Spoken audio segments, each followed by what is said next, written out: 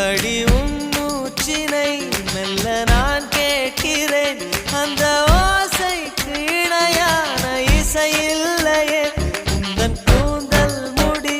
கொஞ்சம் அசைகின்றது அந்த அசைவுக்கு நடனங்கள் இணையில்லையே சிற்பம் கவிதை ஓவியம் மூன்றும் சேரும் ஓரிடம் கண்டேன் பெண்ணே நான் உன்னிடம்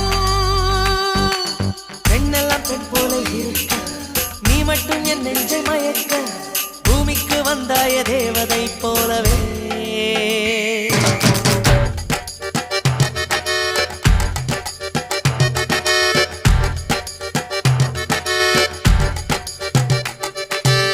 அடடா பிரம்மன் புத்திசாலி அவனை விட நான் அதிர்ஷ்டசாலியோ